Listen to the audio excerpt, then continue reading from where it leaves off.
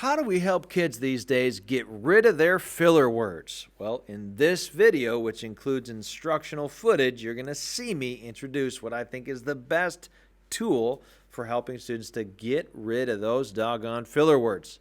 Let's go ahead and get into it. Colleague, how in the world are you doing?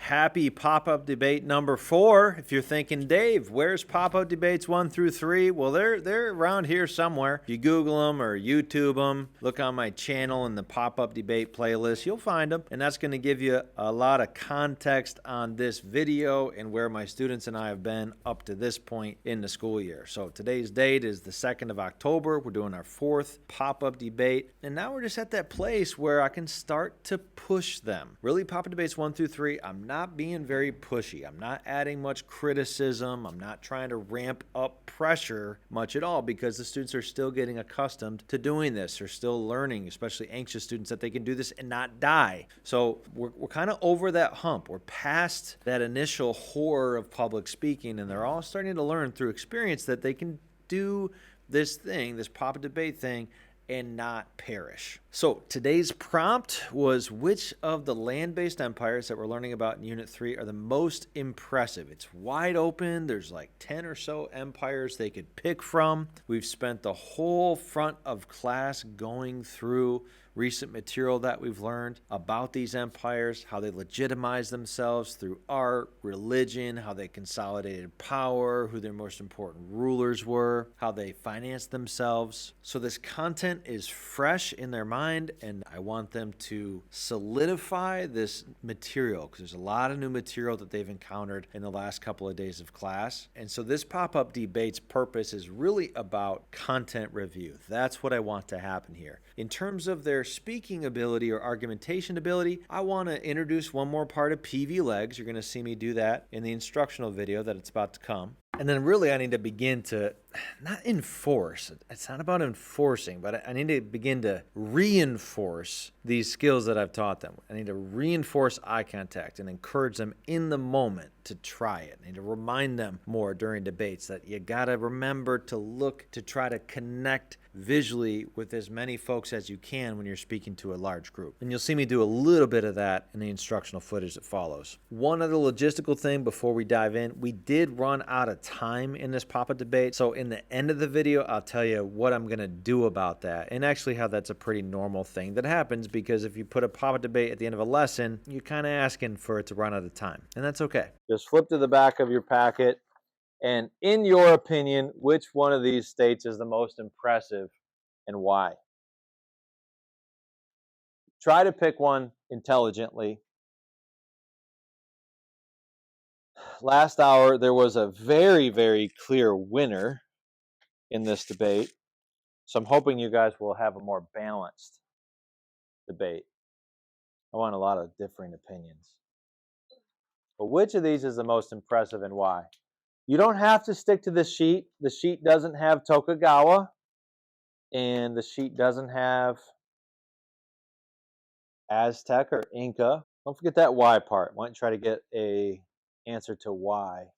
So notice that while they're writing, I'm trying to just coach them, but also leave dead space in the air, some quiet, so that they can think and do the work that they're trying to do. Okay, and when you're done with that, please get out this page of notes because we're going to add something to it. If you don't have it, you can just pretty quickly copy these down from your neighbor. It's not much there. This is our PV legs notes. Our notes on how to deliver effective speech. PV legs is an idea from Eric Palmer. His book Well Spoken describes this in detail. I've also written a few articles explaining my take on PV legs. It is the most useful acronym for explaining to kids and teaching to them how to deliver speech well. These are the notes that we have so far. I know in the video this is not as clear. And what we were adding today was poise, right there, poise. So far for PV legs, we have covered voice, making sure that you project your voice so every word can be heard all the way through your speech. And we've looked at eye contact, trying to connect visually with each one in your audience person. Now I'm going to add what I think is maybe the trickiest one, poise. Poise is appearing calm and confident, which I'll just tell you, I'm very proud of the fact that you all do look and sound calm and confident at a basic level. Like no one's up there, kneecaps knocking together. Now you might feel like your kneecaps should be knocking together, but notice this one's not about not feeling nervous. I still feel nervous when I speak. It's appearing calm and confident. You're going to have job interviews. I mean, if you care about that job, you're going to be nervous as heck during it. Poise is, I can't really tell. So I want us to drill a little bit deeper on this one, because this is where you guys give away that you're nervous. Filler words and distracting tics. Filler words are ums, uhs, likes, you knows, so yeah. It's that stuff that you say without even being totally aware of it. You know what I mean?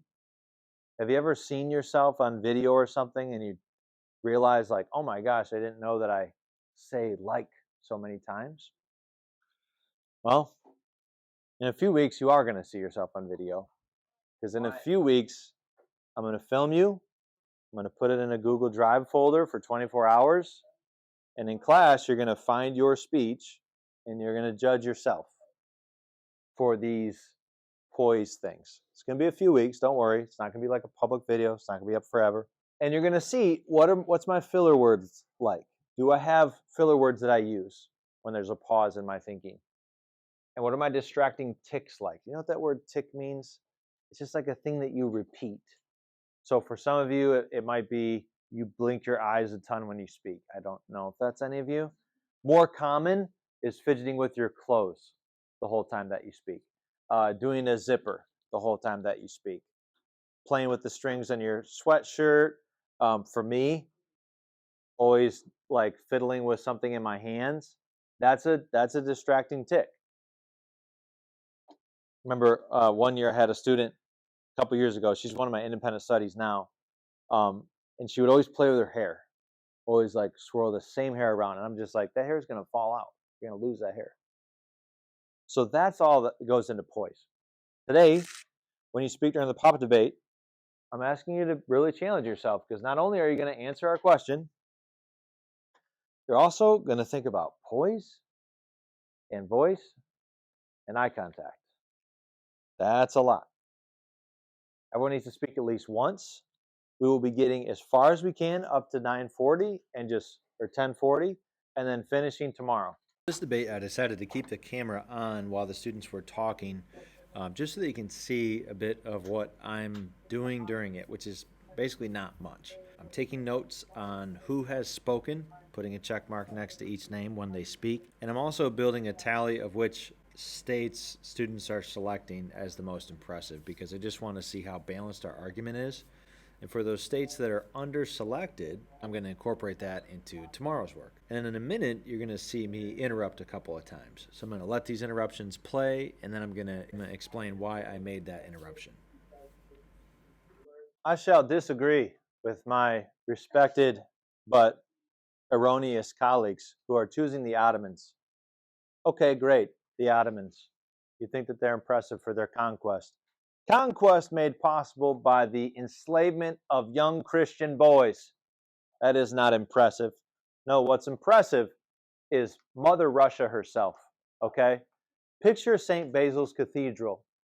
It is like a poster of utopia. It is a poster of peace, happiness, love, and joy. That is the Russia that I'm thinking about. Right, so this one was me actually standing up and giving one of my speeches. I try to model a speech or two every single pop-up debate, and I'm seeking to accomplish a couple of things. First of all, I'm trying to stir the pot. I want these students to clash with each other more. In this debate, it is not happening, and they're starting to really glom onto the Ottomans as the most impressive empire, which instructionally I'm happy about, because the Ottomans are really important to this unit. But in terms of quality of debate, I'm not super pumped about it because it's not that interesting when we all agree. So I'm taking a view that I know is going to be a minority view. It's a little bit controversial. It actually is heavily biased because I'm ignoring huge parts about Russia's consolidation of power that we had just spoken about in class about 10 minutes prior. So I'm sort of inviting disagreement, and sure enough, some students did stand up and disagree with me. And of course, I'm trying to think about those elements of PV legs that I've spoken to the students about. Poise, voice, eye contact. I'm trying to look at all of them. I'm trying to make sure they can hear me. And I'm setting the stage for some of the other elements that we'll get to, like life, which a student is going to use later on in this Papa debate. And even though I haven't talked to them about life yet, I haven't taught them that yet, we haven't taken notes on that, I'm going to call it out when the student uses it because it's exemplary and it's going to plant a little seed of anticipation in my students for this coming lesson. Quick interruption. Have you been looking at me when you stand up? Because I haven't been looking at you. Why? Because I want you to look at each other. Interruption over.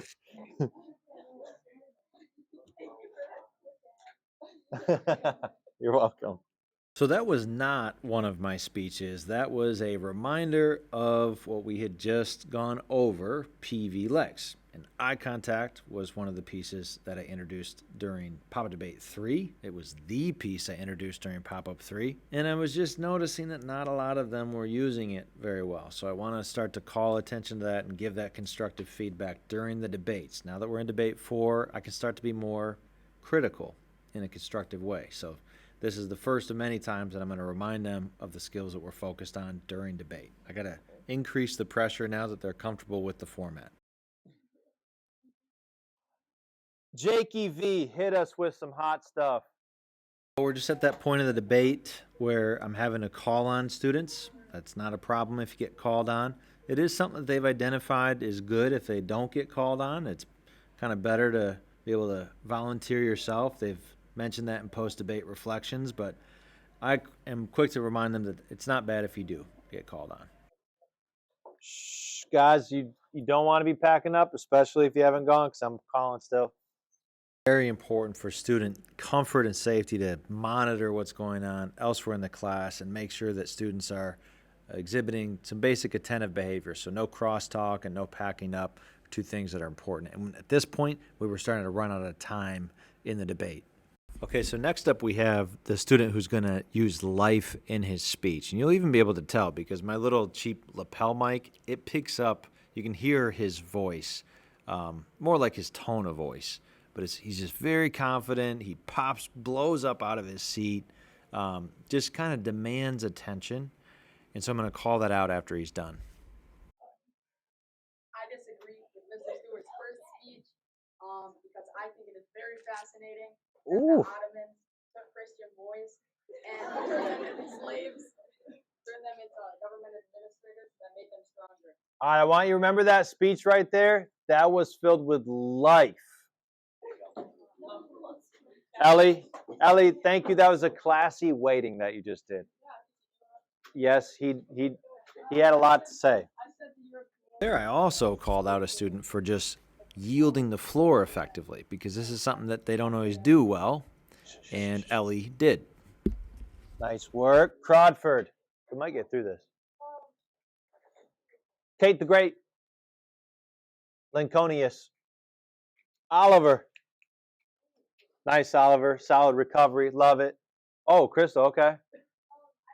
Okay, all right. Sammy, go ahead.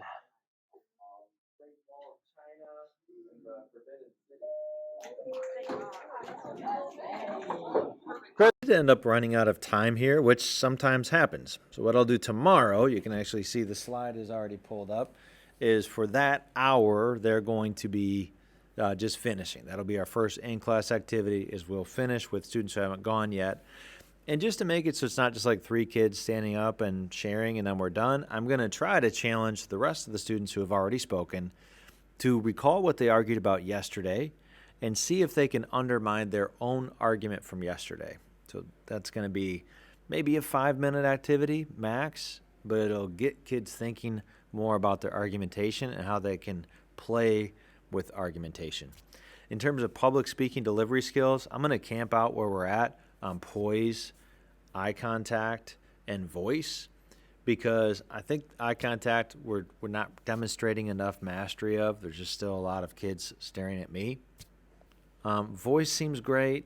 Poise, they're going to really find their poise problems when we watch video of themselves. So one other skill I may play with in our next debate is just in terms of argumentation, how to balance a debate out with more disagreement. If you have any questions about this pop-up debate number 4, feel free to ask them in the comments. Otherwise, thanks, take care, and subscribe to not miss videos like these.